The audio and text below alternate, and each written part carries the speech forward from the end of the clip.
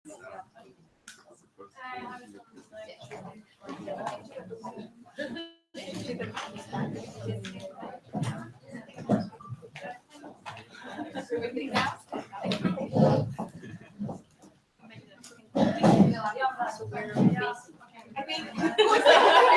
think it's you. Yeah, I think maybe you want the jungle. You can take one of you two.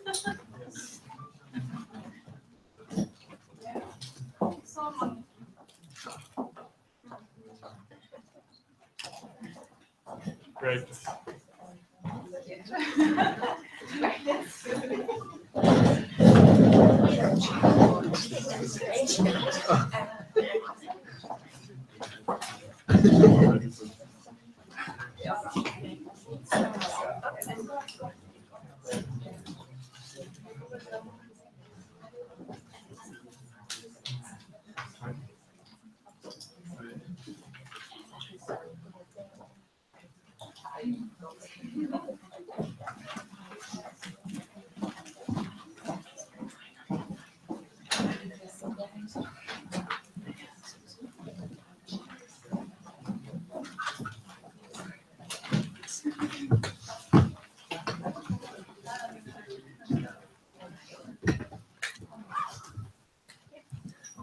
Hello. Good afternoon, everybody. Welcome to the SAI event on accelerating climate solutions through education and gender mainstreaming. My name is Adriana Valenzuela. I am the focal point of education, training, and public awareness at the UNFCCC Secretariat here in Bonn. And I am delighted to welcome all of you to this SAI event organized in partnership by the UNFCCC Secretariat and UN Women, also with the Gender Constituency, with Jungo. And the idea today is to showcase good practices on action for climate empowerment, that is education, training, public awareness, public access to information, public participation, and international cooperation, and as well, how we can mainstream gender in ACE. I am delighted to have with me extraordinary panelists that they are implementing different initiatives at local and national level. And to start this event, I would like to give the floor to my colleague, Flor Newman, who is the gender focal point at the UNFCCC Secretariat. Flor, please. Thank you very much, Adriana, and I also welcome you to the first of what I hope will be many joint discussions and exploration of the linkages between the work on gender and climate change under the Convention, the implementation of the Paris Agreement and the 2030 Agenda for Sustainable Development, and the work on ACE. The Executive Secretary, when she was announcing that she has become an international gender champion this week, and in doing so is founding the Bonn-Berlin chapter of the Leaders Network, made the point that climate change is a complex problem that requires innovative solutions through the creative efforts of many people from diverse backgrounds, and that this necessarily means ensuring that women's and girls' voices from diverse backgrounds are enhanced along with men's and boys in international and national forums. During this week, parties and observers came together to identify the possible elements of a gender action plan under the Lima Work Programme on Gender. For those of you who don't know, in Marrakesh, the Lima Work Programme was extended to 2019, and it was enhanced in a number of ways, and one of those was asking the SBI to develop a gender action plan. The aim of the Gender Action Plan is to support and accelerate the implementation of over 60 decisions related to gender or women or socially responsible policy and action in climate change. And these decisions cover every thematic area under the Convention, including action for climate empowerment. So the broad clusters or focus areas that were identified by workshop participants have in many ways relevant to the work under ACE. So the first one was capacity building, knowledge sharing, and communication, which has obvious links to the action for climate empowerment. But in particular, there are sort of three aspects to this. One is that there's a need to ensure that women's experiences and solutions for climate change are heard in the process, but also that there is some capacity building of negotiators who don't necessarily know the linkages between gender and climate change, and ensuring that is strengthened, and that women negotiators have the skills and tools necessary to actively participate in this process. And a little later this morning, there will be a presentation of this afternoon, a presentation of on the Women Delegates Fund, which does exactly that. It has a program for building the capacity of women negotiators to participate meaningfully and effectively in this process. And then the second cluster area is gender balance and participation. And in this, again, it's this recurring theme of the need to ensure broad participation and make sure that there are tools for effective participation. The third is coherence within the UNFCCC, so across work streams of the UNFCCC, which means also making sure that it gets properly integrated through ACE and with other UN agencies. And there is also a coherence aspect to ACE with the UN Climate Alliance. The fourth is gender responsive implementation and means of implementation, which is a very large cluster, but obviously education and training will be a key component of that as well. And finally, the fifth cluster is monitoring and reporting. And in our process, reporting plays a very important role in amongst other things, allowing for the sharing of experiences. And this knowledge sharing, I think, will be one of the many benefits of an effective implementation of the Gender Action Plan. And I would encourage those who are following Action for Climate Empowerment as an agenda item to also keep an eye on what's happening under the Gender Action Plan in terms of the linkages. So we're going to hear today from a diverse range of experiences and learnings, which I am very much looking forward to, and I thank you for being here to share it with us. Thank you, Flor. In 2012, parties agree the Doha World Programme on Article 6 of the Convention that is related to education, training, public awareness, public access to information, and international cooperation. And one of the principles that they indicate that is fundamental for all ACE actions is gender mainstreaming. And also they invite parties to develop national strategies on action for climate empowerment according to their national circumstances. And to do this, also last year, the UNFCCC Secretariat, in partnership with UNESCO and other UN agencies, developed the guidelines on action for climate empowerment. And now we are discussing how we can strengthen these linkages and collaboration between ACE and gender mainstreaming. And with this, I would like to give the floor to my colleague Verona Collantes from the UN Women to talk a bit about how we can accelerate this process and how we can mainstream gender in ACE. Verona, please, the floor is yours.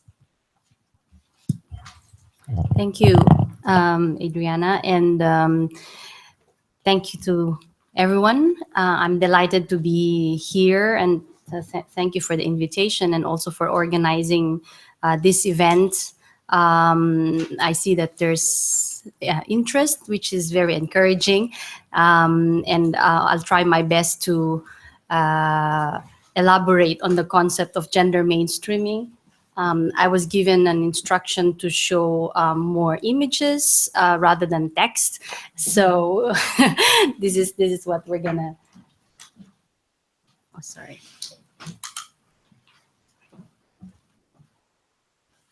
So the concept of gender.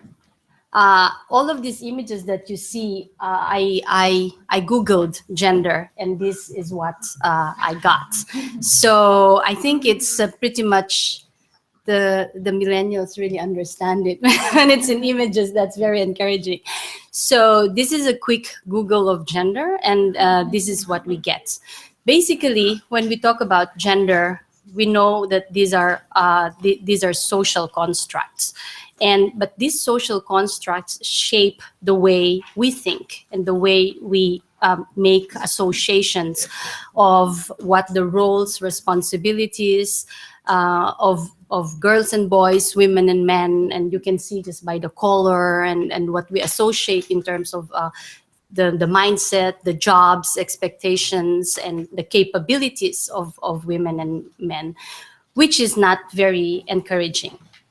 So this kind of creating these stereotypes leads to differences and inequalities with respect to roles, responsibilities, activities, contributions, access to resources, and to even decision-making processes, your rights, voice, agency, and decision-making processes. So what do? We are living in a society that defines what we can do and what we cannot do. And this is the reason why we have to make some more proactive ways of bringing gender into our work and our thinking. And this is why we have gender mainstreaming. Gender mainstreaming is a strategy, so it's not the end itself. The end is gender equality. Gender mainstreaming is the strategy which will allow us to correct these inequalities, and these inequalities the aim of gender mainstreaming is to secure equal rights and opportunities for women and men. It's also an important human rights. Gender equality is also an important human rights issue. And as we know from the Sustainable Development Goals, from the Paris Agreement, all of the most recent outcomes of intergovernmental processes, we have seen that gender equality and women's empowerment have been recognized as not just human rights, but is indispensable for a people-centered sustainable development. So what that shows is that there's no more excuses. So we have all the normative guidelines Adriana mentioned about. Even in Article 6, the basis of the work of ACE mentions that gender equality and women's empowerment is a cross-cutting issue across all the work of ACE. So there you go, you have the mandate. But the question is, and gender equality goals and mandates, we have tons of that. We have dates from the CEDAW, the Convention on Elimination Discrimination Against Women, the Beijing, I won't mention all of those, but even just the most recent ones, as I mentioned. The question is the how. So what is this gender mainstreaming and how do we do gender mainstreaming? Fleur mentioned earlier some of the things that we're doing in the global level at within the UNFCCC process, the capacity building and training for delegates. So this is one aspect of gender mainstreaming, but we can also look at, let me see where my slides is. Oh, sorry. Okay, I just want to show you this other very beautiful picture. This is the UNDESA, I think, was the one that the Department of Economic and Social Development in the UN made this kind of nexus, the nexus of SDGs and a nexus analysis of SDGs. And this is just to show the linkage of gender equality to the other goals, other sustainable development goals. And these are just where there are mention of gender, women, or social. But obviously, we can make linkage to all of the SDGs. Now, this is what we have when we think about gender mainstreaming. I did my best. To make the the representation. And by the way, this is this figure came from a study by UN Women, a training material by UN Women on co-benefits of what's the title? I'm missing the title, but I'm going to show later on the title. So if you look at what gender mainstreaming entails, it's actually the whole, stages of quote unquote intervention, if you will, or project or policy. So it starts from the conceptualization of an action, the thing that you want to do. So gender-informed project identification, then you do gender analysis, assessment of gender solutions, planning of the solutions that are gender responsive, and at the project implementation and monitoring and evaluation. It's a lot to take, but I'm leaving it there. And there is the guideline, the training material that we have and will continue to develop, which will take you step by step through that process. And I'm sure later on we will hear also from our other panelists here who will give us more examples on the ground. So just this is my last slide. I think this is the only place where I have words in keeping with what we were asked to do. So you can see that mainstreaming requires some proactive. It's a proactive step. It's not something that can just be expected. It's not something that is given. It's not. We're not assuming that people know how to do it. So there has to be some drive to work on it. It is also we also have to make others understand, make people understand that it is an essential part of the solution, and that there are methodologies and tools that are necessary. We don't need to reinvent them. There are already existing tools and methodologies. You just need to tailor them to the specific activity or specific program that you have. But the most important part is that this requires a sustainability. So it's not a one-off thing, but it's something that has to really be embedded in all of the activities that you undertake, climate change related activities that you undertake, and it requires political commitment. So with that, I'm leaving it there. And yeah, the publication and the link to the publication is also in the slide. So thank you very much.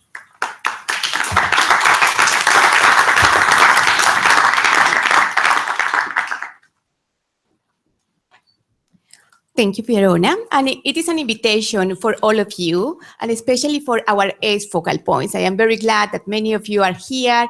For instance, our champion from the Philippines focal point, Paco from Spain, and many of you who are implementing action for climate empowerment at national level to take into consideration these recommendations when you are designing activities related to ACE. And the same we will do with the gender constituency. Now we will move to the presentation of good practices and lessons learned on action for climate empowerment and gender mainstreaming. Let me introduce our panelists. I am delighted to have these speakers from different organizations, representatives from governments, and also civil society organizations. We have Hannah Santos from the Goals. We have as well Anna Peters from the Federation of Youth European Greens.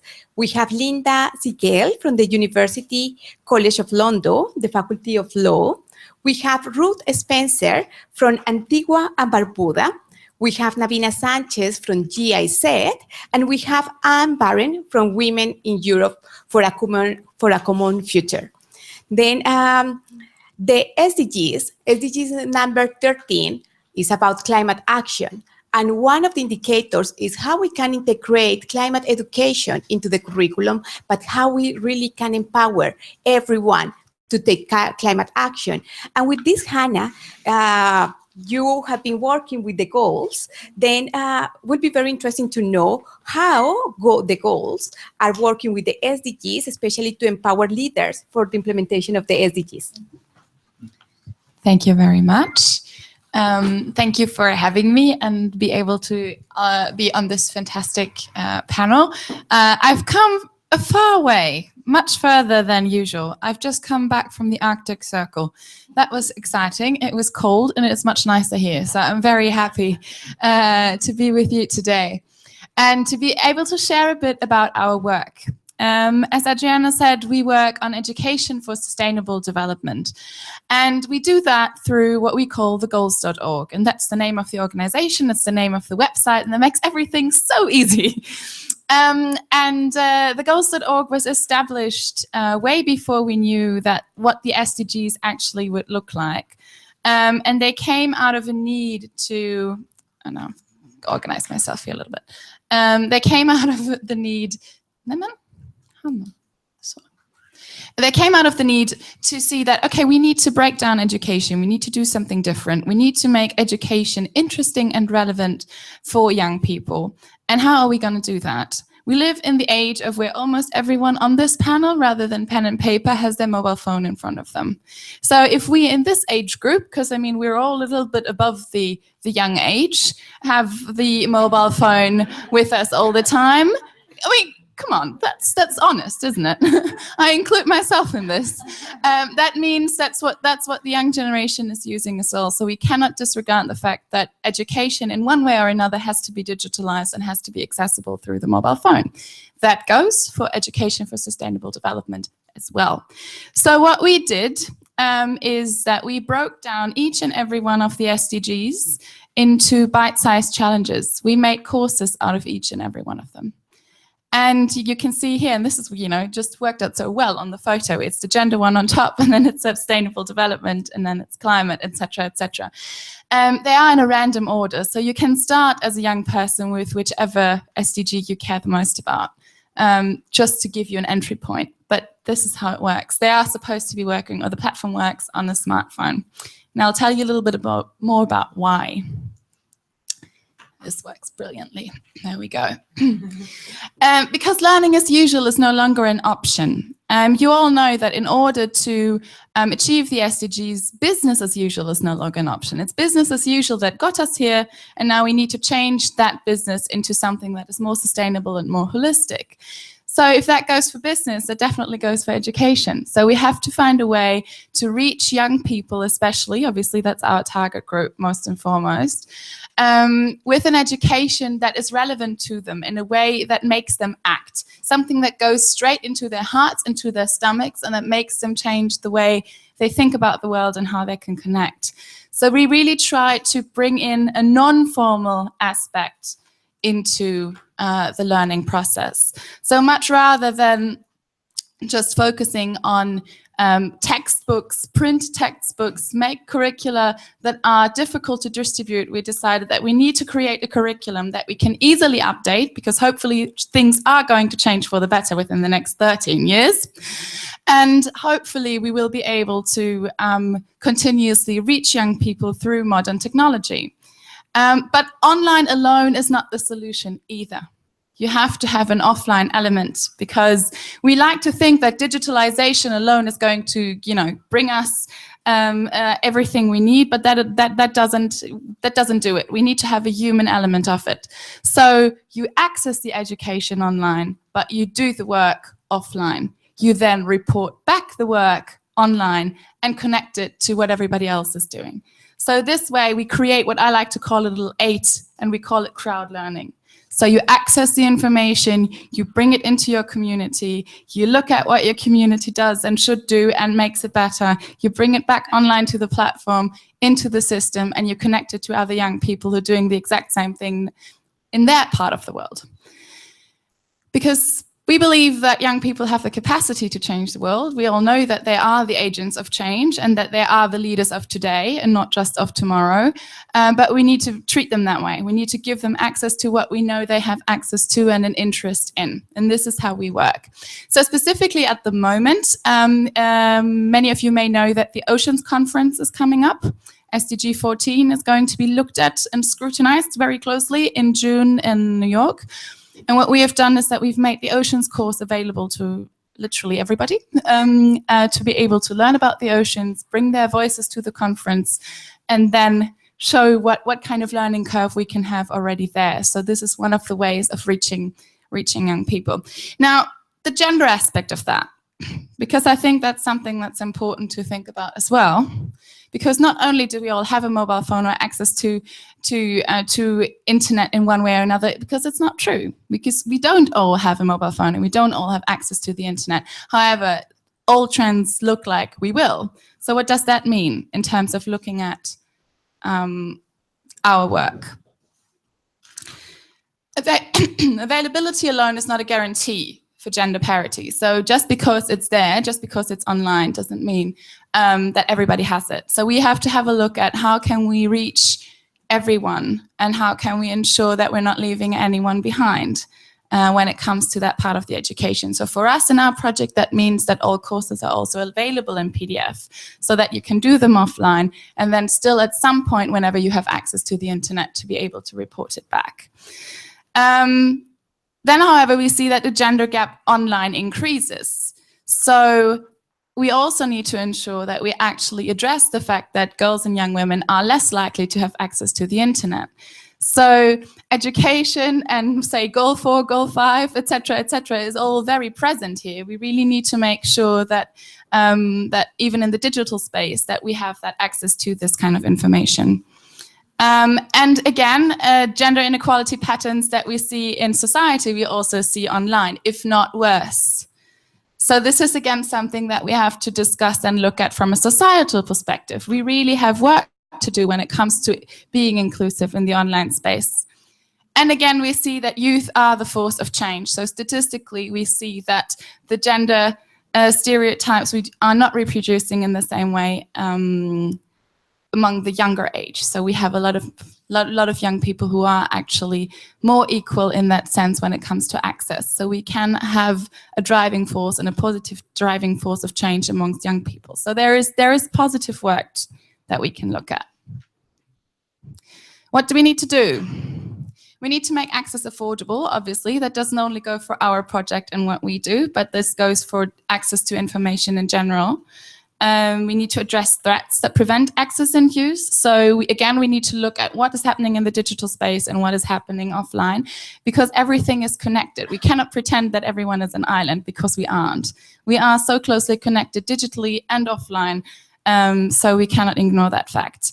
We need to increase digital literacy and confidence, because I said education as it was is no longer. So we need to rethink and think a little further, and we are hoping to contribute through the goals.org to exactly that, to not only have an innovative approach to education, but also help young people especially to increase their digital literacy and increase their confidence in the digital space through a digital platform by making it accessible and easy to access. And there has to be relevant content, applications and services. So not only do we want to have everyone on Snapchat or Facebook, we need to make sure that we have platforms that are relevant, that are not commercial in its sense, but actually are digital learning spaces where young people can express and access information. And again, this is what the goals.org hopes to be when it comes to education for sustainable development. Because we believe in young people, and I know for a fact that they can once they get the access to the information they need, and that goes for every young person, regardless of what gender they identify as. I also think, and this is something that I should have probably mentioned before, when we developed the platform, we didn't have an iPhone in mind. We didn't have the latest Android in mind. We developed the platform specifically for the simplest smart device you can access on the market, and that's currently for around $7.50 in Bangladesh. So it's supposed to work for those who have the least. And this is something that we need to keep in mind with whatever new thing that we develop. Make it smart, but make it accessible. Because we believe that we have the first connected generation and we can turn them into the first sustainable generation. We just need to give them the tools to do that. And we need to provide them with the information and really help them. And just simply unlock their potential by giving them access to these kind of tools.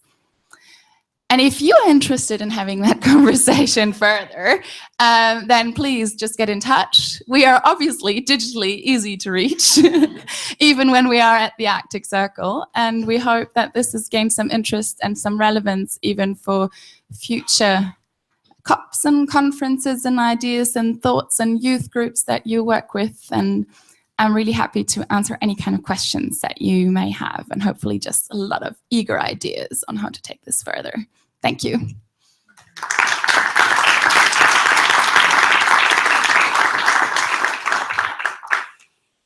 Thank you, Hannah, for this inspiring presentation. Education have to be relevant, and also how we can use the technology.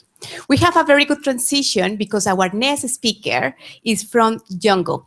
UNGO is one of the constituencies of UNFCCC. It's a network and a platform of young people working on climate action around the world. And they always organize multiple activities. And they have also established recently a working group on action for climate empowerment. And thank you also for supporting the hashtag and tweeting. All of you are invited to tweet now following Hannah's recommendation.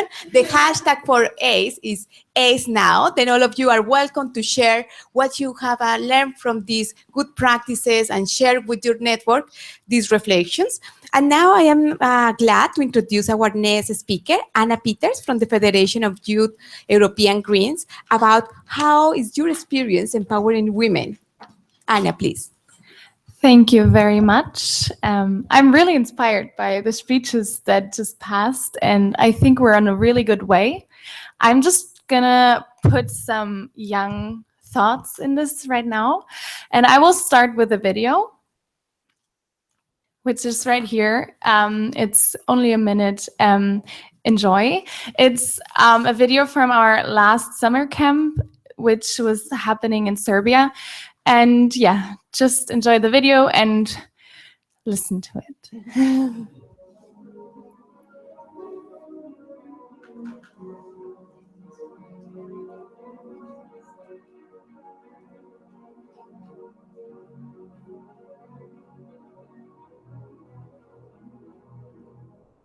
Social movements are shaping the world we live in today, and I think a system that consists of structural oppression cannot be fought individually. So in order to tackle the marginalization of basically everyone that doesn't fit into normative categories, we need social movements, and social movements are an essential part of societal change. So I think definitely need social movements, but we need them to be as inclusive as possible, and we need them to include people who are affected themselves. We need to listen to their experiences, to their stories. We need to create spaces in which they feel comfortable to talk about their experiences, and we need to acknowledge their extraordinary situation and position within the society.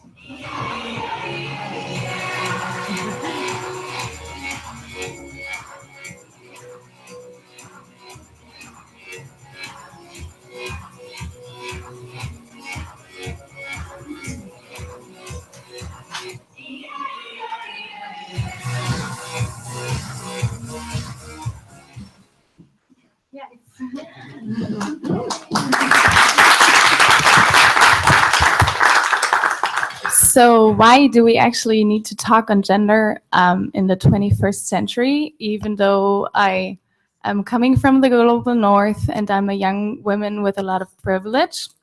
Well, still there are differences in between men and women. This is because, I think, or we think as Yango, that young women don't get hurt yet enough.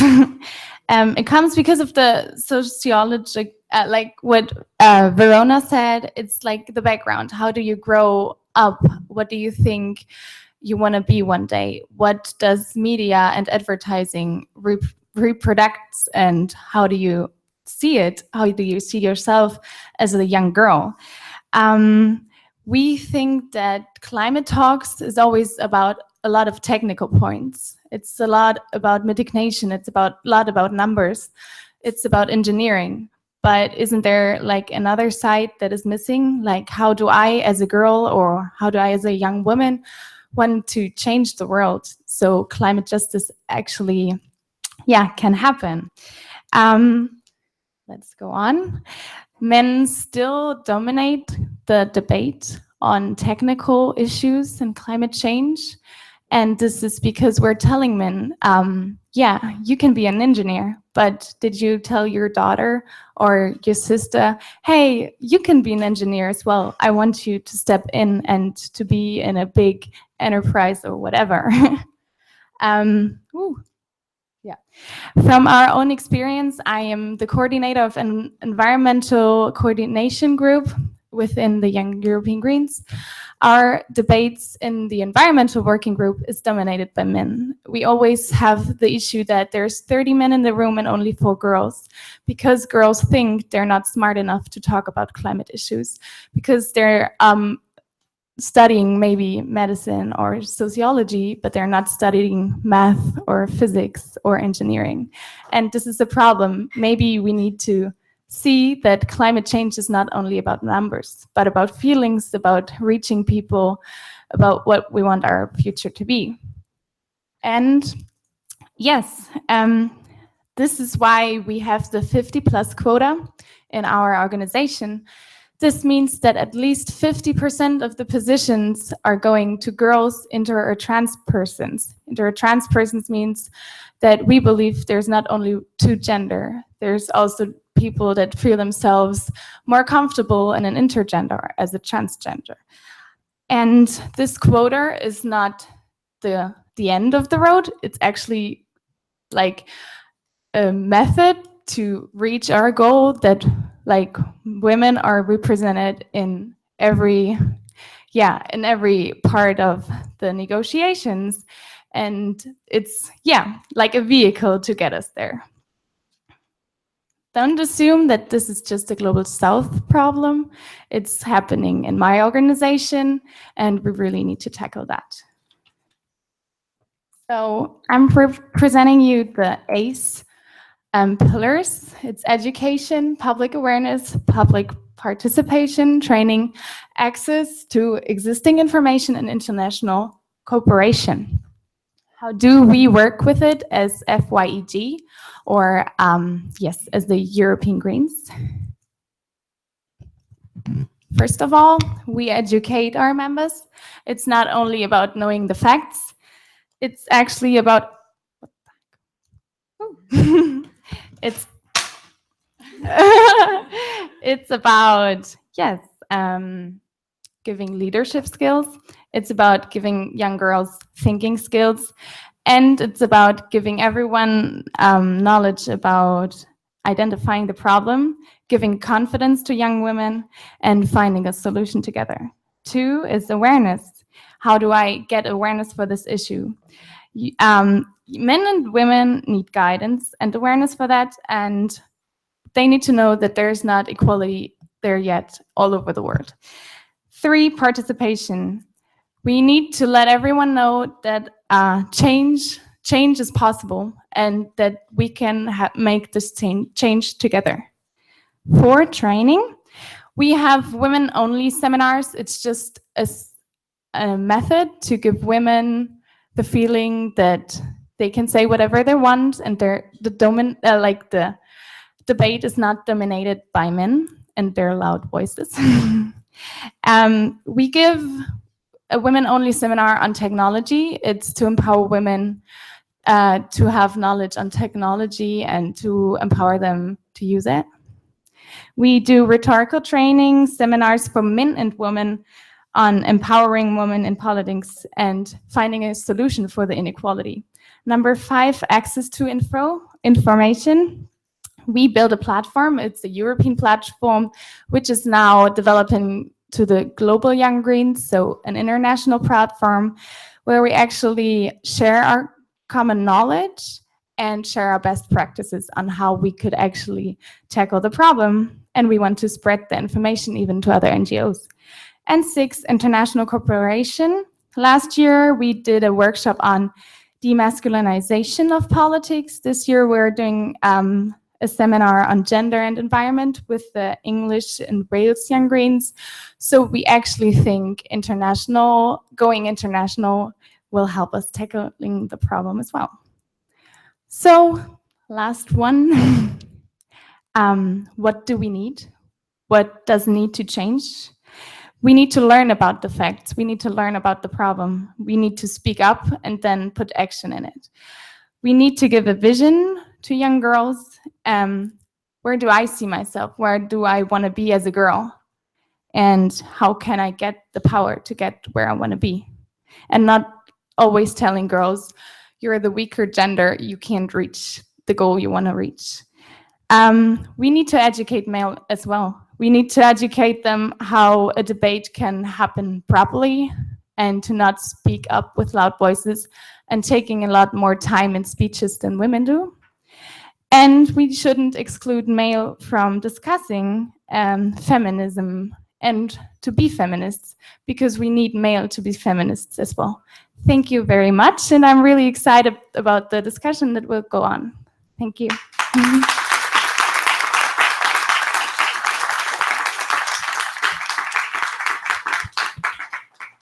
Thank you. Thank you, Anna. Yes, it is. Action for Climate Empowerment is about skills, knowledges, and competences, especially empowering and facilitating that everyone can take action. And with this, I want to move to our next speaker, Linda Siquel.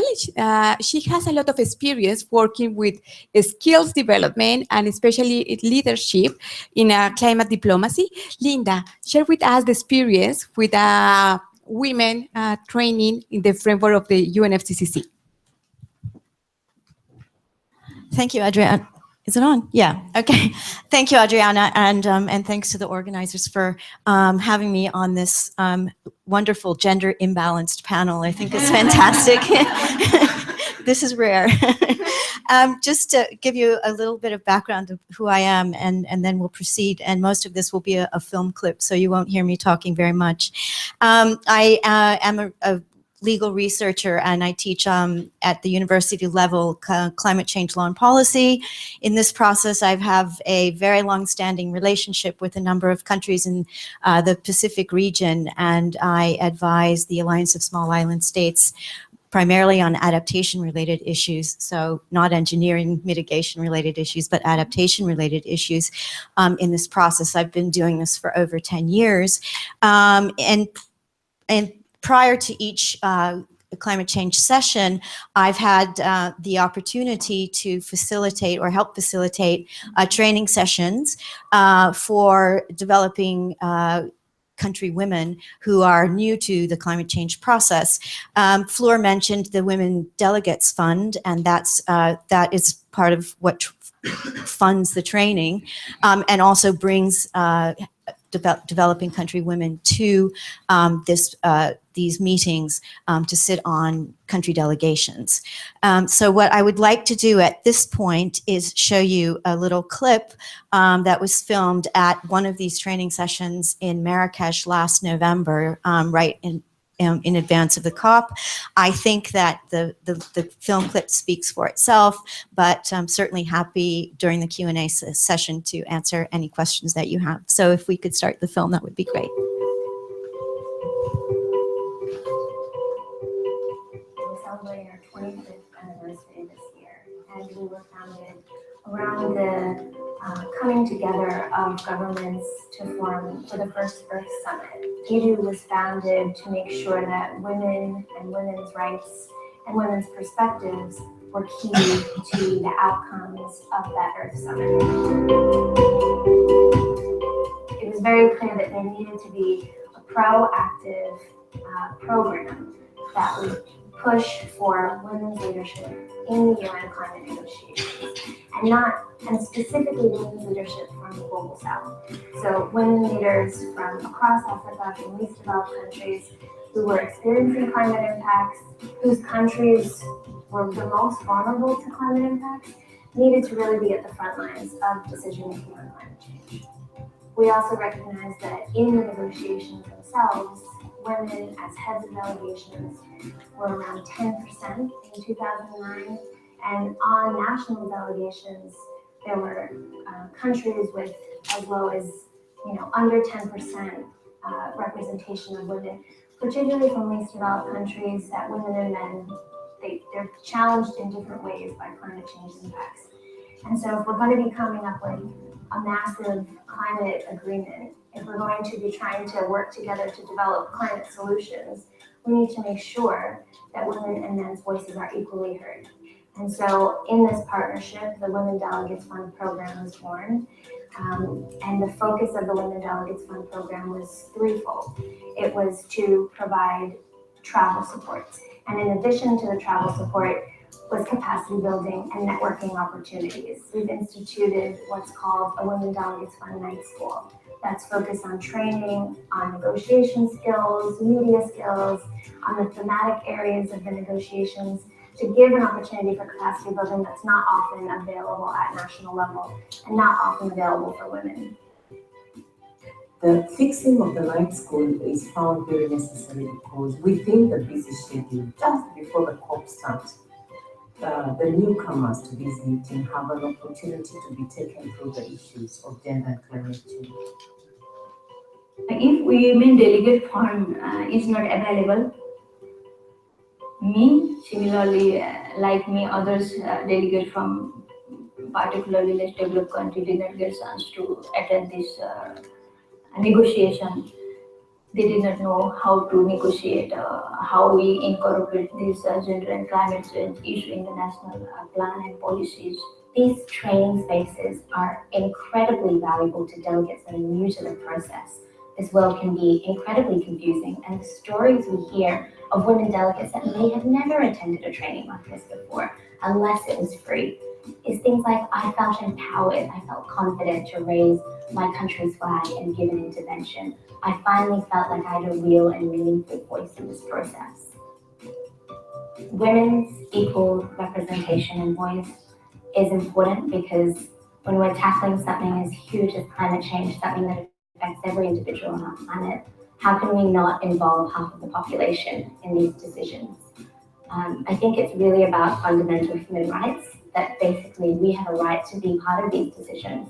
Whether it's environment or peace and security, women have to be present, not just on the table, but in a transformative way. We still plan, we still do our policies that are gender neutral. And if you do the climate change policies that are neutral, the chances are that you will not be able to reach both men and women to adapt to the situation or to mitigate whatever the situation is. Women play a very important role in climate change decisions, just like men. Where you have impacts affecting women more, maybe men may not consider that as a priority. So we need women decision makers in these processes to ensure that the voice of women is heard also. For me, I'm very honored and humbled that we are able to have this fund that can help us be fitter negotiators and be able to become leaders as well globally. I also believe that this fund will need assistance to help young women who may be interested in becoming negotiators or becoming leaders. We're very pleased that this program, which started with the support and really the championship of the government of Finland, who wanted to raise the issue of gender and climate change and women's leadership in this process, has now been supported by additional governments, such as the governments of Iceland, the government of the Netherlands, and I think that the Women Delegates Fund program, you can speak to many people that it has shown very concrete results in terms of enhancing women's political voice and participation.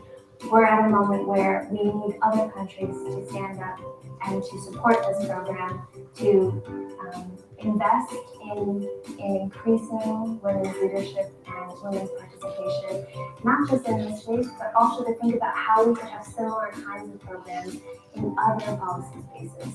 We will come up with better policies when people are more equitably represented, because those policies will be more equitable. It's not enough to just hope that we're going to have more women in political spaces. We actually have to invest in the programs that are trying to do so.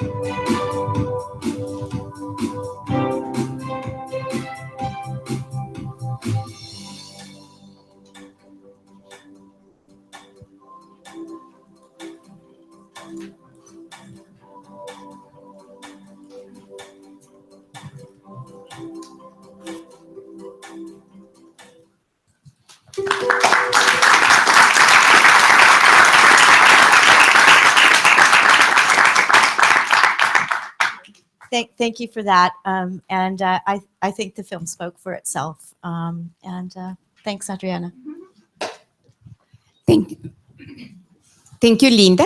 And I think that it is an excellent practice about training and developing skills. And we will be delighted to learn from this experience, especially how we can replicate for the training of the ACE national focal points, as well the younger focal points. Then we will be delighted to explore with Flor, with Verona, with all of you, how we can really scale up this training and to reach other population, ACE focal points and younger focal points. Our next speaker is going to present this experience about feedback on listening and learning, climate justice dialogue. That is one initiative about how we can hear everyone. Ruth Spencer, she is from Antigua and Barbuda. Thank you, Ruth, and please share with us this experience. I'd like to stand a little bit cramped. And this is the first time I'm sitting at the session. Good morning, everyone. It's good to be here. And before I start, I'd like to throw out a challenge to WIDO. The Caribbean is underrepresented. I went to Marrakesh. I was the only person from the Caribbean going through the side events, and I think our voices need to be heard. And as a result of that, Antigua now has to take on the challenge of taking the messages of climate change, even though they're focal points, to other islands, because sometimes there are gaps in capacity, competencies, and we are one region feeling the impacts of climate change, so we have to support. So my role is not just Antigua, I have to reach out to other NGOs in the other Caribbean islands. Okay, I guess you want to know where I fit in this dialogue today. My government put me on the delegation last year at Marrakesh. Normally, there were 2 persons funded by the Secretariat, and they're in the negotiation sessions. So what happened to all these side events where lots of information is being shared, opportunities for networking, building partnerships? So there I was all over the place. I end up in a session, I saw gender on the agenda, and I remember seeing Flory, and I heard all the discussion, but to me there was a gap. I didn't see where I fit in as a local community person. So I don't remember what I said, but I said something about, what role does local knowledge and us ordinary people play in this, in this mechanism, in this process. And after the session, a lady pulled me and said, "You have knocked the nail on the head. I'd like to talk with you." And that was Tara from Mary Robinson Foundation. And that's how we connected. And they asked for text, they asked for submissions. And I prepared something, and I went back home and I told the focal point, "Could you allow me to use the we weren't accredited. I said, can we use the government's portal to enter the text?" And it was entered, and that started a good relationship with me as a civil society person into the process. So we come, yes, thank you. So here I am again at the SBA, and coming with a powerful message, because what's being presented here is what my country has put into action. We have legislation. It's not just talking now. We have legislation that was pushed by civil society into Parliament. We went to Parliament after 10 years. The law is just there, not passed. And if it's not passed, it can't be enforced. And we went forward, the government ministers listened to us, and we got this comprehensive legislation passed in 2015. And in my country, women head the households. Women are the bread and butter for the families. But to involve them in the processes, you need to go out to them. You can't expect them to leave their community, leave their homes. And it's involved a cost to come to the city where most of the events are taking place. So we have a very dynamic focal point for UNFCCC. I remember meeting this young man. I got into Marrakesh one day. There was an email from the focal point forwarded from him. saying they'd like to meet. And we met the same night. I'd just gotten into the hotel, and he had a group with 5 or 6 young people, and we began to share. So that shows, you know, how information must be timely when you're dealing with civil society groups. And that's how it's been going in Antigua. As the focal point, they get all the information from all the conventions, and it just flows. And as it flows to me, we disseminate it to all the groups on our mailing list, and we have meetings. We discuss policies. Every policy coming into effect in my country must have the voices of the local people. Coastal zone policy. We are changing regulations now. Regional organizations are putting policies together. It's not going to be passed before the local groups have a chance to review it, have their input. Does it take into consideration the things that affect them in the communities? Even development projects, because Antigua is hot on tourism. All your countries, investors are coming down.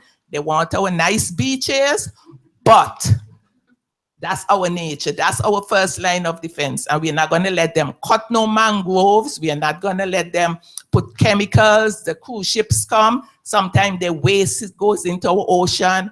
So we have to empower these local groups headed by women to watch out for what's happening in the communities. You see anything strange, anything looks abnormal, give the Department of Environment a call. That's how we operate in my little country. Everybody has to take an active role. And because women are so important, it's important to pass information, hear from them, meet them at their level. They can't come to town, so we go to the churches, we go to the school rooms, we talk to the children, involve them, because we're a small island surrounded by water, and what happens on the land affects what's in the water. So on May the 9th, the Mary Robinson Foundation, with the support of Canada, they brought negotiators together with some grassroots women. I think they're about 23 persons, and sharing took place. What was the sharing about? How in their situations, how in these countries, can the climate change negotiators, even though they're talking about global tactics and you hear about the rule book, how can the knowledge of the local people be built into the process? The Cartagena dialogue was held in Antigua, what, 4 or 5 weeks ago? 67 negotiators were there, and we had some presentations before them, and they said that was one of the best because, you know, we did our best to make them see exactly how we operate on the island. So by bringing the grassroots women and the negotiators together, learning circles, one-on-one sharing, questions were able to be asked, we were able to understand how the process takes place and encourage them to take the voices of the local people into consideration, local knowledge systems. Could you change, please? So what were some of the key messages coming out? The voice of women matter. They need to be heard. And as I said, we're doing it in Antigua. No decision is being done, taken at the national level without the input. So we are actually practicing what we preach, okay? We have the legislation. And again, the international framework and policies, legislation must mandate that consultation and participation. But participation is not active participation because there's a cost with it, right?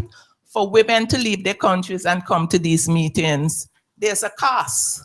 And WIDO cannot bring all the women from all over the world. So governments from the donor countries who have more resources than we can afford, I'm encouraging you to support our small countries so that our voices can be here, so we can share with you what are some of the best practices that are taking place. Because I'm telling you, parties cannot do it alone, right? Parties cannot do it alone. And in our women, in our communities, there's knowledge, there's, you know, when we put our hands and minds to projects that the government brings, how quick they get done, because their support and capabilities in the communities. Don't always think of local communities as like an add-on process. if you integrate it, if you bring it to the fore, valuable skills and resources can be brought at no cost sometimes, because in the communities, people volunteer to do drawings for systems. We suffer from a water problem. We have no water. We turn to desalination, and sometimes they don't work, and we don't have water for weeks. But in our communities, how we adapt? We are building systems, we are restoring our reservoirs, but the planning department wants a drawing, so we don't have money to pay for it. So somebody in the community will say, I can do it, and they will do it at no cost to help us. And they're willing also to contribute to processes at the national level, because the skills exist in country, but you just need to build up that trust, communicate, and let us all work together to meet these Paris Agreement targets. One more. As I said, participation needs to be funded. You know, the airlines are giving us free tickets. Nobody's gonna put us up. Communication. That communication, there's knowledge out there, there's a want there. How do we connect them together? Once, you know, just for things to become localized and for that ownership to be really helped grasped by the local people, it just needs a forum where people can come and share together. You know, building up trust, looking at the gaps, forgetting about the different hurdles. Let's just come together, open up yourself to other colleagues, other stakeholders, other actors inside your programs, and you will see how much you can get done. So learning circles, that's a strategy, can bring grassroots women together with the policymakers. So that's what happened a couple nights ago, where grassroots women were around tables with policymakers. The sharing took place, and they were quite overwhelmed with the wealth of knowledge and expertise that exists in some of the countries. So that's what we are encouraging. Let's come together, build the linkages so that all these Paris Agreement targets can be met. I think that is it, right? Yeah. Thank you very much.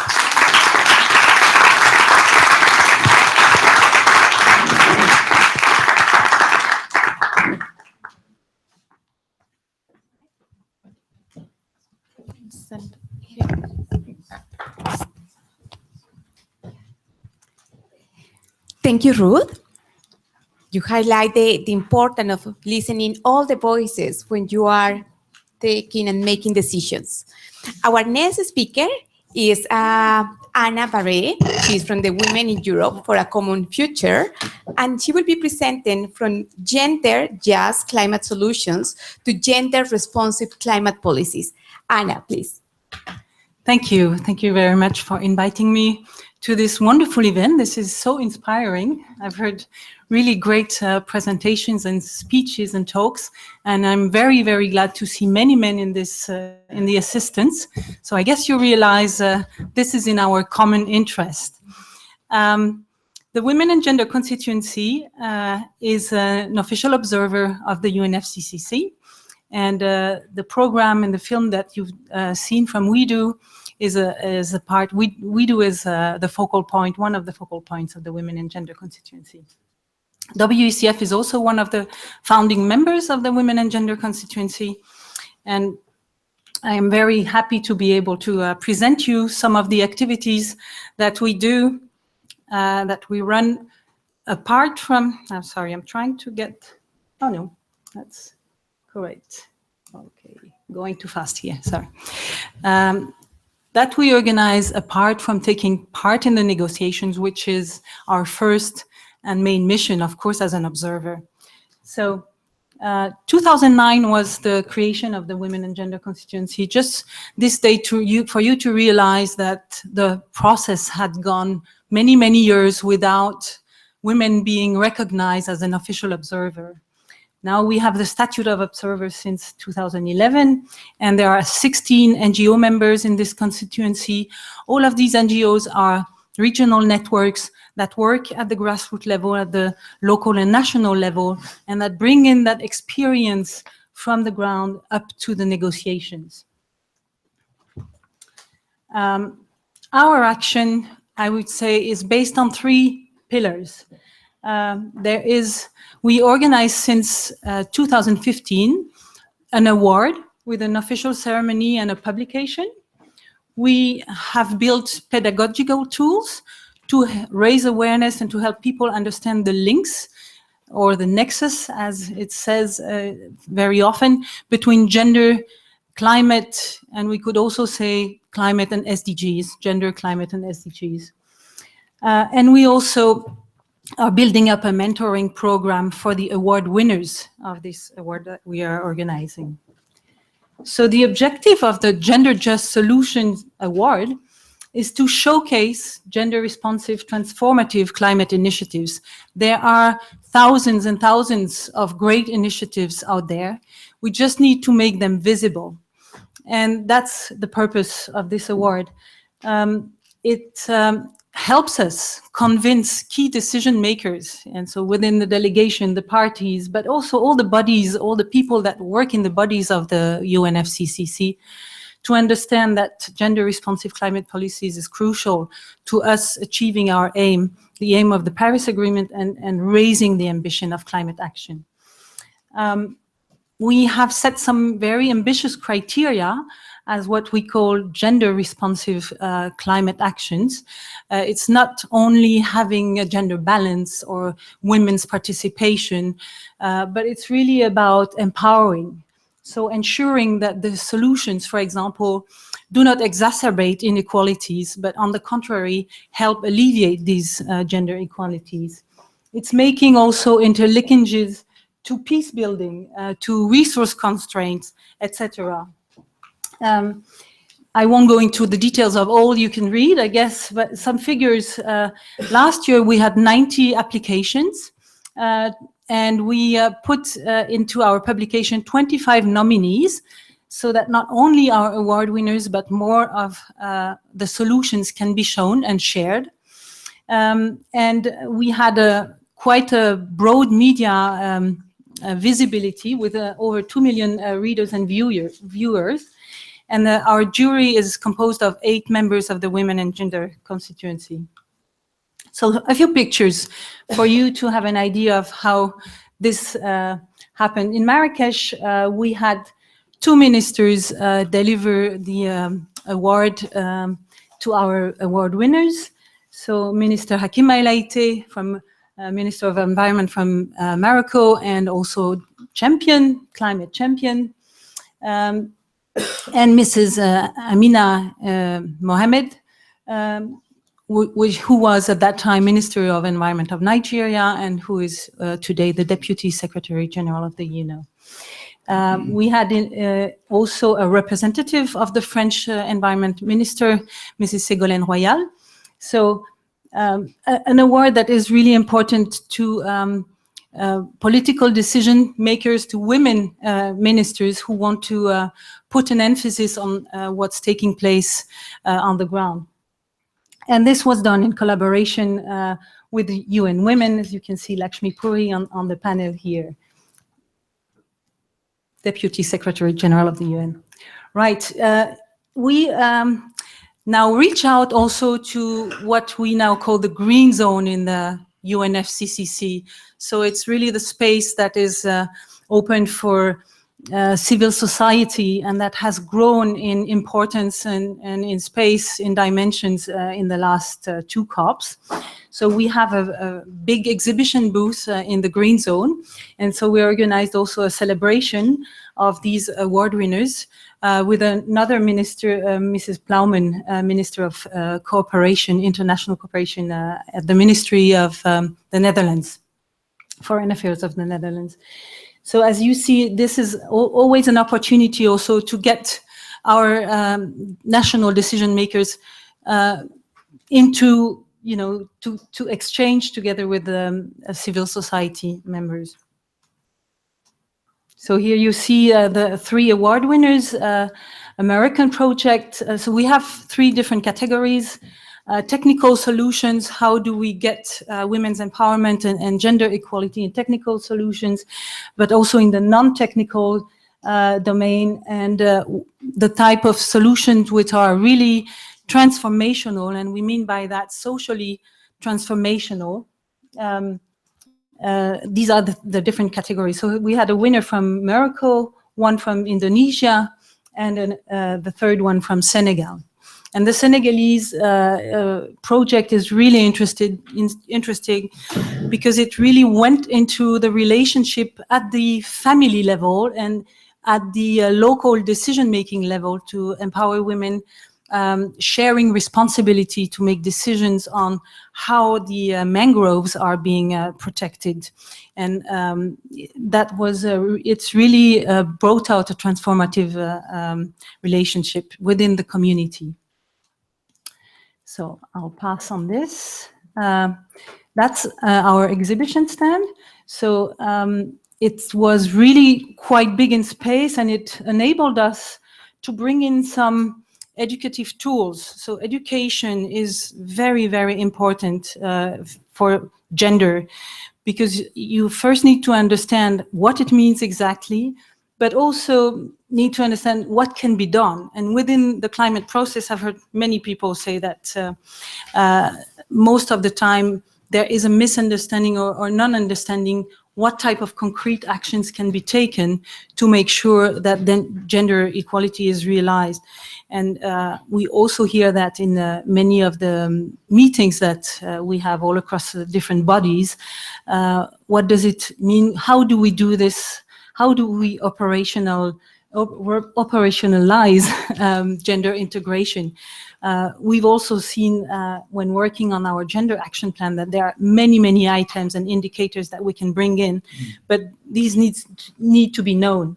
So we had the educative posters and also a 3D model, and we had interactions with, of course, the broad public. There were over 400 visitors every day on this booth, and in the whole space, I think there was over 20,000 people every day going into this green zone. So really a possibility to engage with many, many people. But we had also many delegates come to our booth and asking questions about those educative posters that I can show here a bit more, maybe. Let me see now. This is the press.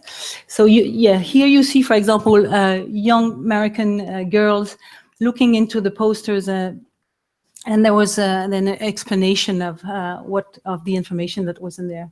So some delegates, as I said, came and were asking for copies of these posters, which was nice for us. So a few images of the press coverage, media coverage that we had. A lot of international media covered the Gender Just Award, and also other actions that we did in the blue zone with the mustache action. I don't know if you remember that one.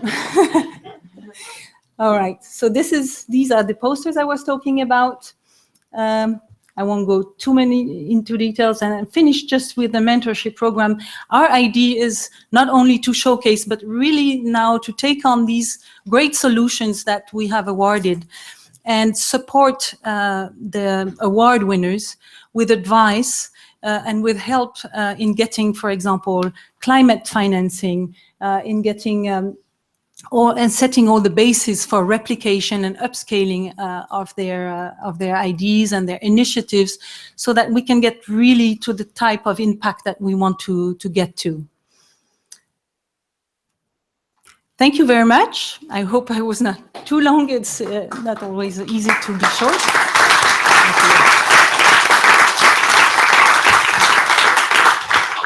I have brought copies of the publication, so we have many of them in English and French, and don't hesitate, maybe we'll pass them around so that you can take a copy with you. Thank you very much. Thank you, Anne.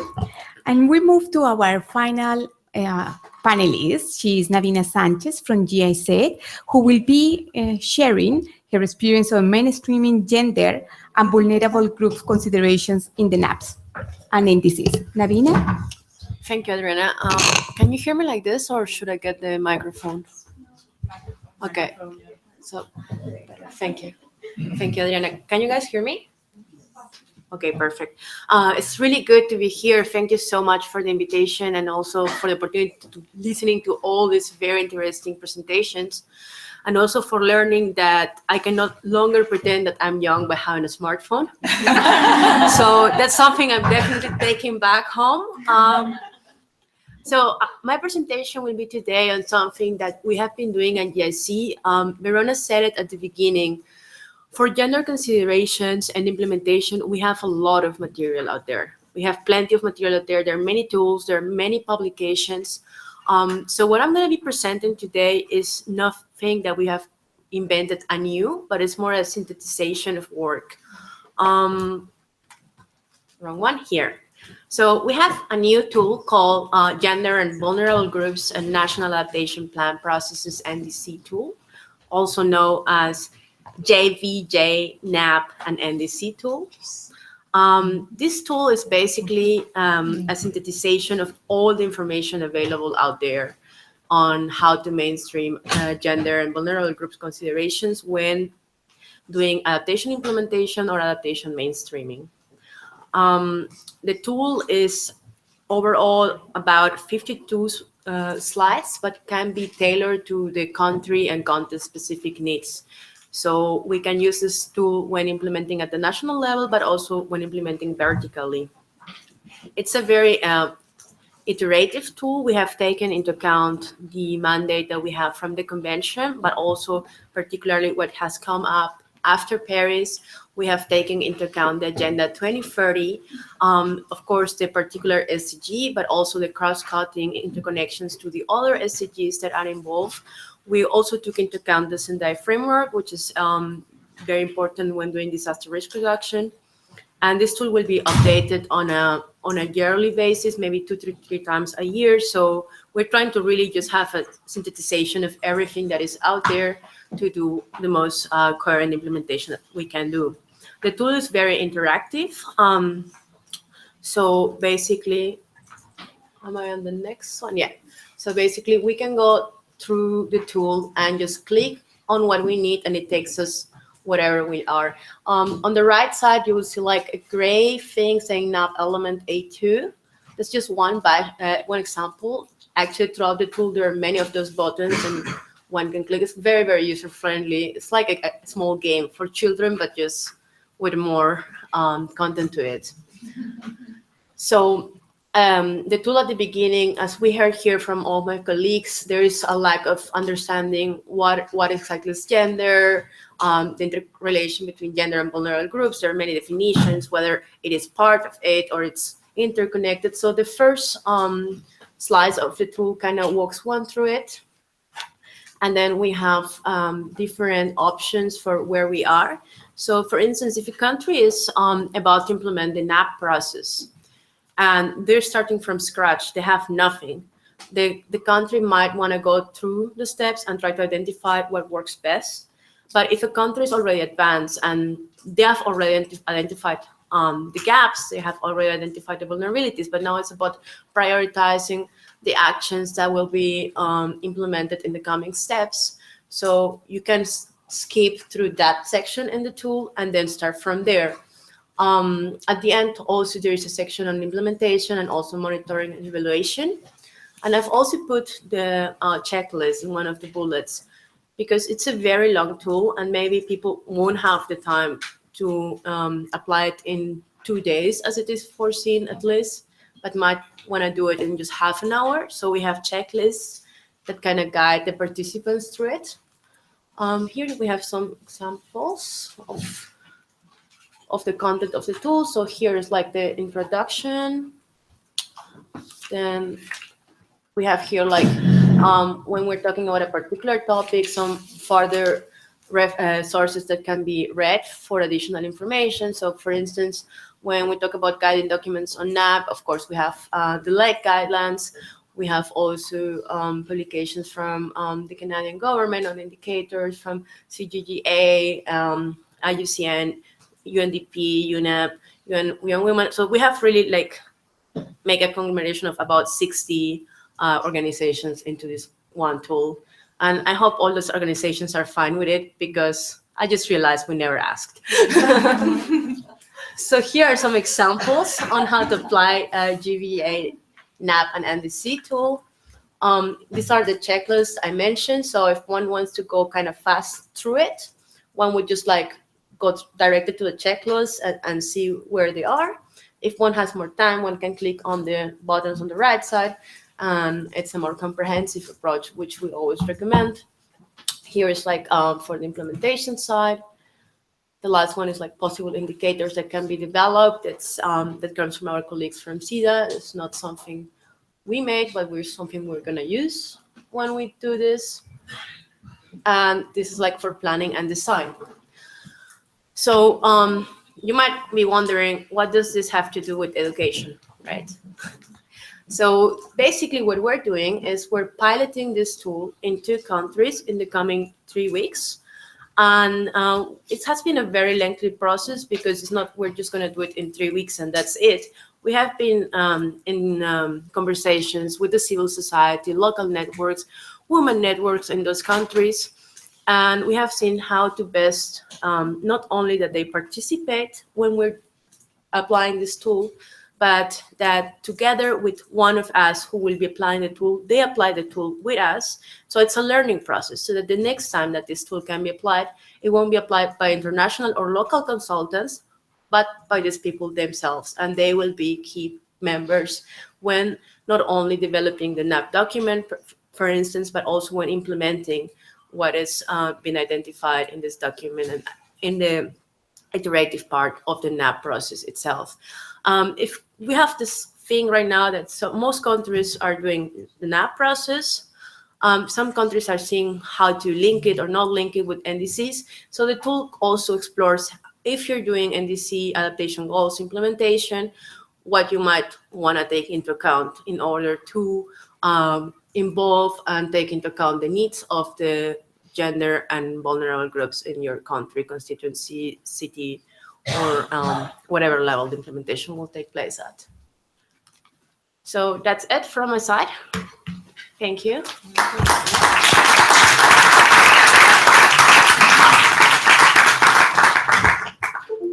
Thank you to Navina, and thank you to all our speakers for this inspiring initiative. Also, we would like to invite you to participate and promote to your social media networks and also through your communities and friends. There are 2 initiatives that currently the UNFCCC Secretariat is organizing. The first one is the Global Youth Video Competition 2017. This global competition aims that the initiative of youth can be heard. And there are this year 2 categories. The first one is about climate cities, and the second one is about oceans and climate. The deadline to send your videos is the 18th of August, and the 2 winners will come to the COP23 and will participate as youth reporters. Also, I would like to invite all of you to attend the 5th Dialogue on Action for Climate Empowerment that will take place on Monday and Tuesday from 3 to 6 p.m. in Salón Santiago de Chile. The first day will be dedicated to discuss the good practices and topics on education and international cooperation on these issues. And the second day will be about training and international cooperation. Then all of you are welcome. And with this, I also would like now to open the floor for comments and questions that you may have for the panelists. And maybe we can start also about listening from the national focal points. How do you see this process about AIDS and gender mainstreaming? Here is one of our champions who was leading the negotiations last year for the intermediate review of the Doha World Program, and our focal point on the Philippines. Then maybe, Albert, would you like to share your opinion about the gender mainstreaming and what is happening in the Philippines?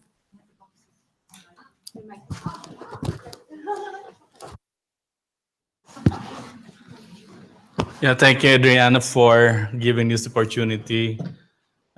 Pleasant afternoon to all of you, especially to our panelists. Gender mainstreaming is it's not new actually in the Philippines. In fact, there are a lot of programs already in place, but one what we are doing right now is to mainstream actually integrate climate change, adaptation, and mitigation into the existing programs that we have. So it's a challenge for us really, because historically climate actions are not really integrated yet, and there's now the challenge now to work on NDCs, and while revisiting the NDC, which we have submitted a few years back, 2 years ago, there is now the emphasis to put in the NDC or integrate in the while revisiting the NDCs, the issue about gender empowerment and of course education as well. So it's a new process that we're undertaking, and the lessons that the learnings that I have gained this afternoon, especially the tools that were presented, the experiences that were shared by the panelists, would be a good, would be very, very valuable, and very significant learning that I could also make use of when I go back to the Philippines and work with the national agencies in revisiting or enhancing our NDCs. Thank you so much. Thank you, Albert. Then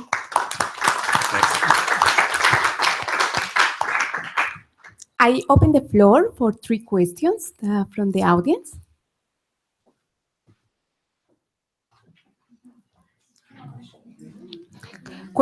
Please, here we have the microphone, please. Hello, hi. Great, thank you. Thank you for such a wonderful panel. Sorry, I have my computer, trying not to make it fall. So I work a lot with the Youth Climate Lab and the International Youth Climate Movement, as well as UNGO within the UNFCCC processes. And a lot of the points mentioned here today were a lot of what youth echo throughout these processes. So the importance of coming together, sharing lessons, and really just leveling the playing field to really engage and for meaningful action. So my question is to all panelists, really, is just to hear your thoughts on how we can better facilitate intergenerational collaboration to unlock these opportunities, and also how we can help, we as youth can actually help expand opportunities like the Women's Fund, as well as other opportunities offered to really expand the role of youth. Thank you. Thank you. Please then pass the microphone. Ready? Thank you. Thank you very much. I'm Winfred Masiko. I'm from Uganda. I'm the focal point person in gender and climate change negotiations. One of the challenges I wanted to share is that, of course, in our developing countries, we have many needs and the competition for resources is very high. So many times the issues of mainstreaming gender sometimes are not prioritized, not because they are not liked, but because the resources are limited. So I was wondering if we have these international organizations like UN Women, does a lot of work in my country, but many times they're overwhelmed. But is it possible for them to have that sort of directive right from up so that they address the issue of mainstreaming gender, especially in the INDCs, so that such actions are felt on the ground, but have a direct link with the international level or in UNFCCC. I don't know. If we could have something like that, I think would be in a better position to make the gender mainstreaming in all the different activities work faster. Thank you. Thank you. And we have the final question over there. Who raised? The gentleman, yeah.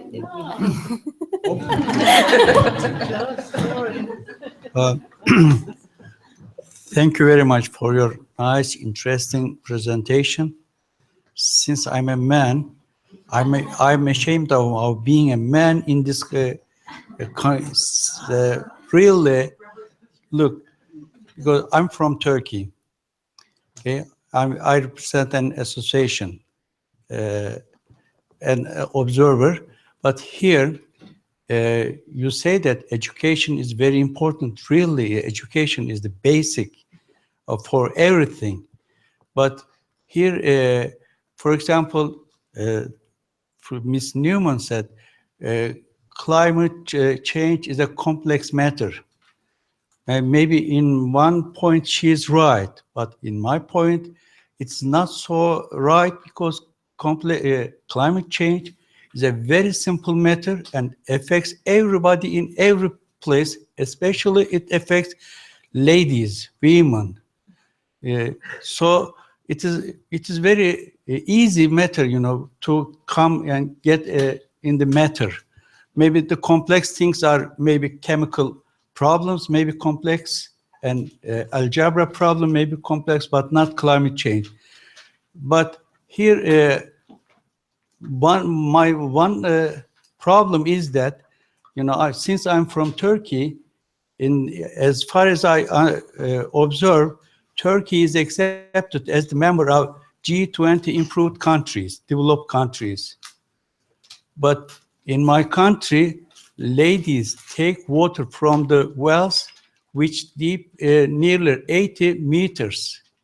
How can Turkey be the member of the G20 developed countries?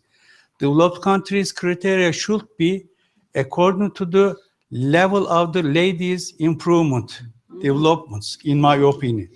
Otherwise, not economical statistical figures show that the country is developed. Another point is that ladies, women have the rights to vote and to be voted. Since started 1930, thanks to our great leader, founder of modern Turkey, Mustafa Kemal Atatürk. But now I noticed that although women have the right, there are very few parliaments in the parliament of Turkey. Then it is a kind of empty principle, you know, just saying it is not give to the rights, and the rights should, if you write the rights in the papers, if there is no implementation, no application, then it is not, you know, just empty. So education is really very important. I all agree with you, and maybe you can,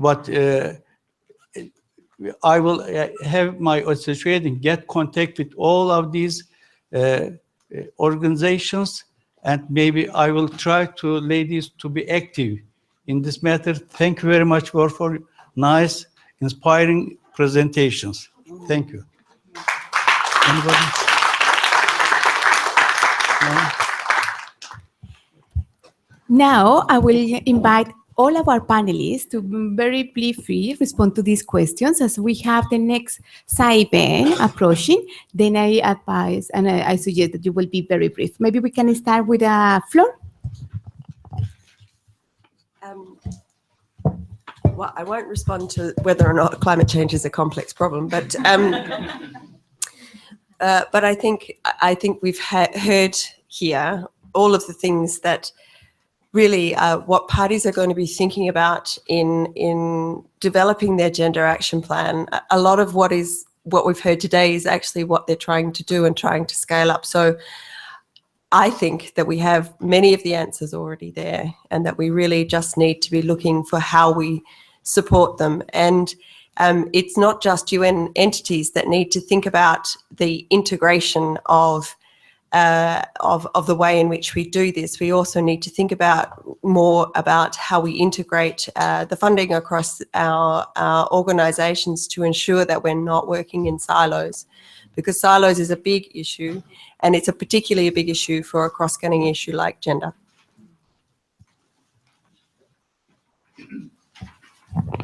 Fleur gives me a very good transition. Well, silos. The SDGs, the implementation of the SDGs is actually giving the UN agencies and also the countries at the national level to try to look at the nexus, the implementation across the SDGs. And gender equality issues, gender mainstreaming is one of those nexus issues. So basically, if you do it right, and within the UN, they're formulating guidelines for them to deliver as one. You know, at the UN, we have this one UN, deliver as one, and there are some guidelines for the implementation of our projects. And one of the guidelines is how to work together and also across reinforce each other's work across issues that are cross-cutting, and gender is one of them. So if we do it that way, if that's rolled out properly, then gender equality should be an automatic way to be implemented in all projects.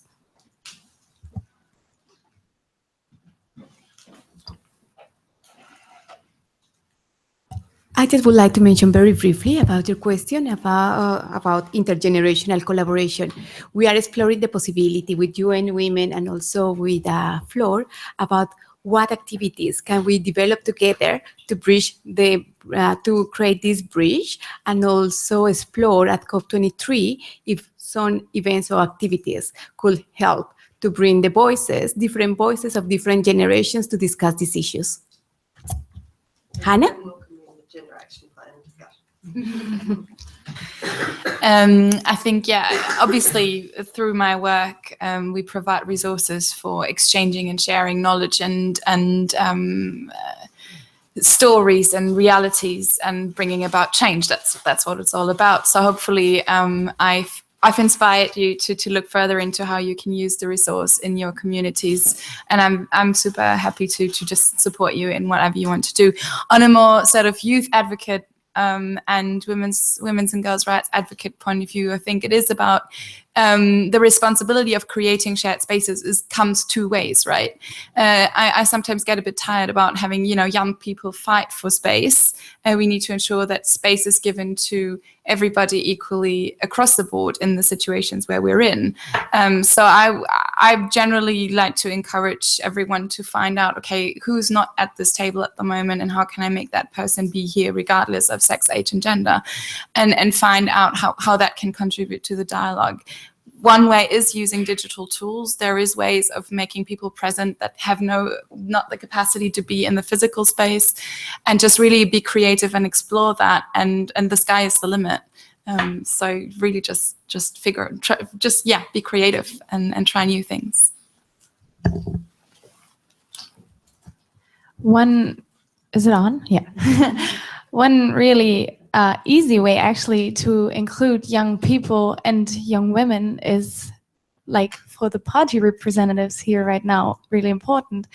Yango is trying to urge parties to get youth delegates, and it's our wish to get young people in the parties as well. And we want to collaborate. We want to put our visions in there because it's our future a little longer than it's your future. And we're really caring about it. So the ACE working group is really pushing parties right now to get youth delegates. If you want more information on it, contact us. We're all here, the young people.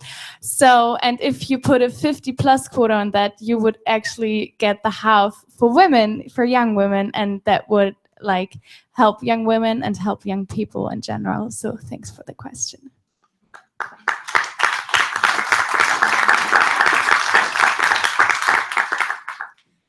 I will be brief. I also want to just encourage young people to continue to be involved in this process. It's frustrating for anyone who can't get into a room sometimes, but do what you can. I've been doing this for over 10 years, and I've seen young people who 10 years ago were NGOs actually sitting on delegations and working for governments. So that's a critical path. And international law that we're making here is implemented at home. So this isn't the full picture. It's about going back home and telling the story, and this grassroots movements are incredibly important. Thank you. Yeah, to catch on the question of youth, I think we can testimony or bring the testimony that we have a lot of young people in the women and gender constituency, and we encourage them to come to the intersessions and also to the COPs, and whenever possible engage in, for example, having interventions, etc. So, and we really appreciate their participation. It's always a lot of dynamism coming into our sessions. We also invite you to come and share our Women's Caucus in the mornings at 9 o'clock. And finally, we also have inter-constituency meetings with other constituencies, and the NGOs play a very important role in that. So I think this process is going to take on. Regarding the question to NDCs, I just wanted to mention that in the PCCB meeting that is taking place at the moment, there is a whole working plan that is being set up as to how information can be shared. And I was sitting there, so really addressing how gender equality and gender dimensions considerations can be taken into this working plan. For example, for technology needs assessment, where it is often let on the side.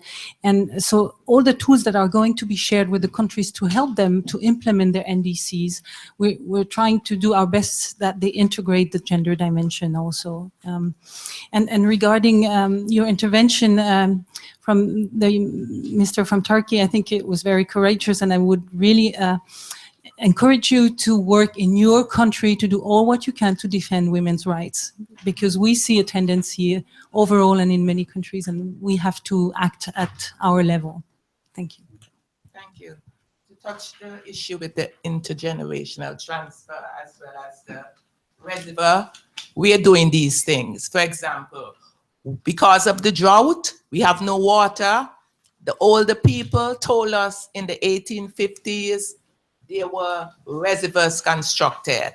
So right now we are locating them. We have located 11 on the island. We are restoring them, and we're not going to let the women strain. We are using solar pumps to pump the water, and we are trying to find an innovative system to get it close to the villages, as close as possible, to prevent any long walk.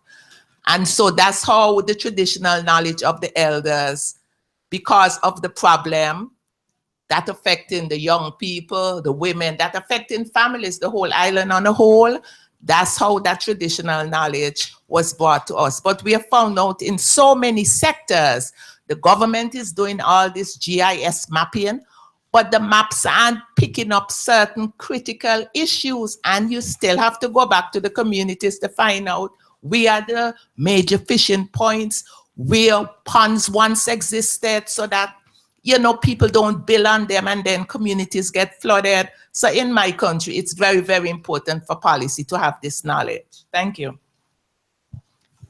Regarding the first question as well, last year at COP22, we hosted an event for BMC in cooperation with the World Bank. It was a competition also that was organized by the Secretariat on making videos on climate change. Our state secretary, Mr. Silverhorn, hosted. And for us, it was a very interesting exercise, because we had a lot of representatives from NGOs as well there, and they raised their voices, they share their concerns. And this is an opportunity for us to learn them, to capture them. So please, I will encourage you, whatever you see someone from a high level position being at an event, go there, post your questions. These little bits and bytes really can mobilize a lot of initiatives. So please keep on using them. And of course, we're always happy to continue exchanging and approaching us, but those are the people that really can make a change faster. And on the issue on Uganda, thank you for the question. Further to the PCCB, also Germany, together with the government of Morocco and WRI, brought last year the NDC partnership was established, and they might also, that will be a good step to start incorporating gender considerations in the NDCs, and this is also something that I think Uganda, as a member of the partnership, can also explore further. So just with view of the time, I will just stick to that. I forgot to mention before, if you're interested in the tool, please visit the adaptationcommunity.net, and all of our tools are available there free of charge for everybody to use. Thank you.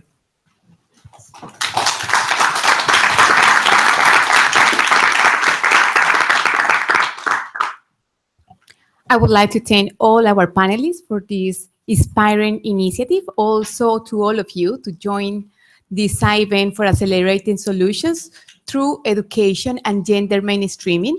We would like to invite you to take a picture outside, and also UN Women is offering some refreshment outside the room. Then please, outside, go for some refreshment. Thank you very much and have a good day.